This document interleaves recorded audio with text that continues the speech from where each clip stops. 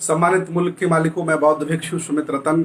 अभी हाल ही में साक्ष्यों को आधार न माना, एविडेंस को आधार न माना और सुप्रीम कोर्ट ने देश भारत के तमाम हिंदुओं के पक्ष में निर्णय दिया और राम मंदिर बनना शुरू हो गया।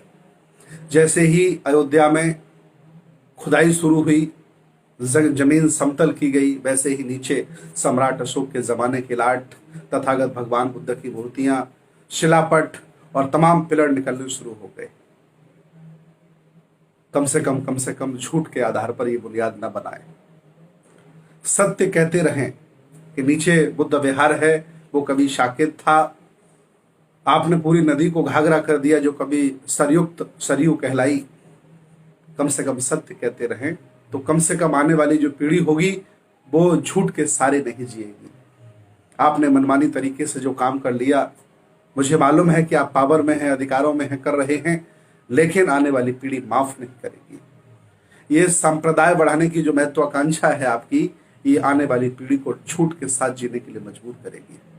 मैं पूरे देश से, दुनिया के लोगों से कहना चाहता हूं कि जो वहां पर पुरातत्व के माध्यम से अवशेष निकले हैं, उनकी निष्पक्ष जांच कराई जाए, उनका अन्वेषण कराया जाए, उनका शोध कराया जाए, तो समझ में आ जाएगा कि वो अयोध्या नहीं साकेत हुआ था, साकेत हुआ करता था। वो बौद्धों की बहुत बड़ी नगरी हुआ करती थी, बुद्ध विहार हुआ करते थे, बौद्ध भिक्षु हुआ करते थे। लेकिन आपको इन साक्ष्यों से क्या लेना देना है? आप आस्था वाले लोग हैं। आपने जानबूझ करके लोगों की आस्था की भावना को रखते हुए एक ऐतिहासिक मंदिर बनाने का निर्णय ले लिया। थोड़ा शर्म करिए। जो साक्ष्य निकले हैं उनका परीक्षण कराइए, निरीक्षण कराइए, अन्वेषण कराइए, पता चल जाएगा कि यहाँ पहले क्या था। मैं बहुत बहुत मंगल कामनाएं आप सभी लोगों के लिए करता हूँ कि आप लोग कम से कम इस सत्य बात को सुनने के लिए, जानने के लिए राजी हो गए। याद रखना, ये समय समय पर परीक्षण करते रहते हैं। अल्पजन समय समय पर ये परीक्षण करता रहता है कि बहुजनों में सहन करने की कितनी क्षमता है। वो धीरे धीरे तुम्हारे अधिकारों को लूटेगा, धीरे धीरे तुम्हारे साथ अन्याय करेगा और आप बर्दाश्त करते चले जाएंगे।